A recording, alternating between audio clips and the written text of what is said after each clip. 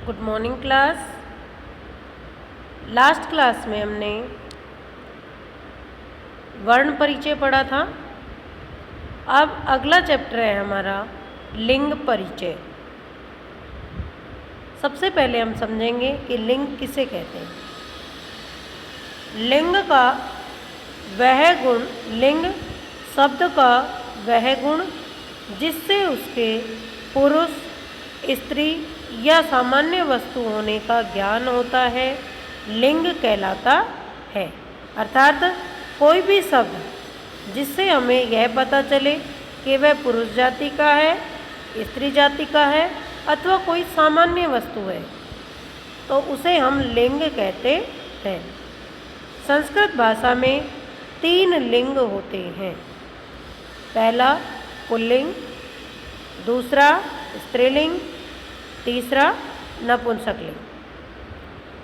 Pulling, जो शब्द पुरुष जाति का बोध कराते हैं पुल्लिंग कहलाते हैं। पुल्लिंग शब्दों में वे शब्द आते हैं जिनसे हमें पुरुष जाति का बोध होता है, अर्थात ऐसे शब्द जिनको पढ़कर या सुनकर हमें पता लगे कि वो पुरुष जाति के हैं, उन्हें हम पुल्लिंग शब्द कहते हैं। जैसे बालः गजः, बालः गजः। बालः का अर्थ होता है बालक और गजः का अर्थ होता है हाथी। जैसा कि हम जानते हैं दोनों ही शब्द कैसे हैं, पुल्लिंग, क्योंकि ये दोनों ही पुरुष जाति का बोध करा रहे हैं। अब कुछ शब्द हैं जिनसे हम जान सकते हैं कि वो पुल्लिंग शब्द है। पुल्लिंग शब्द संज्ञा शब्दा, पुल्लिंग संज्ञा शब्द। अभी हम संज्ञा पढ़ रहे हैं, इसके बाद सर्वनाम शब्द आएंगे, वो पढ़ेंगे। तो संज्ञा शब्द में पहला देखिए, पहला है आपका कृषकः। अधिकतर हमने देखा है कि जो भी शब्द पुल्लिंग है उनके अंत में ए तथा विसर्ग का प्रयोग होता है।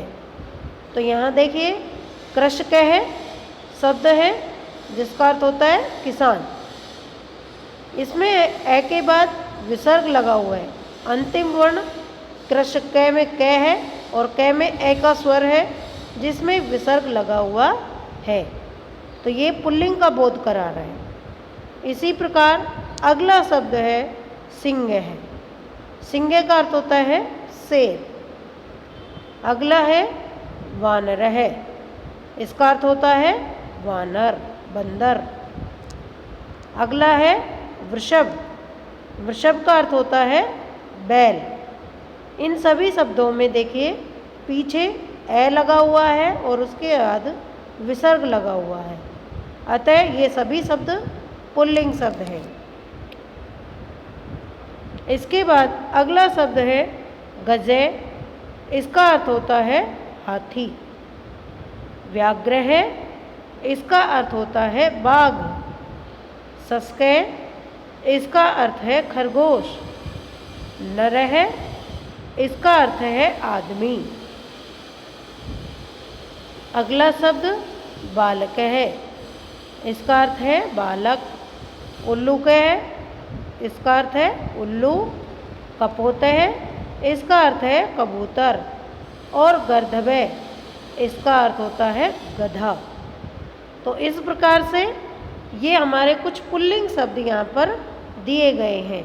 ये संज्ञा शब्द हैं जिनको पढ़कर और सुनकर हम पुल्लिंग शब्दों की अनुभूति करते हैं, या हमें महसूस होता है कि ये शब्द पुल्लिंग है, क्योंकि इनके पीछे आने वाला स्वर ए है तथा विसर्ग का प्रयोग हमने किया है, और ये सभी शब्द पुरुष जाति का बोध कराते हैं। अगली क्लास में इनसे संबंधित कुछ वाक्य हैं जिनको हम पढ़ेंगे और उनका हिंदी अनुवाद भी करेंगे। आप अपनी नोटबुक में इन सभी शब्दों के अर्थ और जो परिभाषा मैंने दी है उसको लिखें और इस पाठ के शब्दार्थ भी साथ में नोट करें। आगे हम अगली क्लास में पढ़ेंगे। Thank you.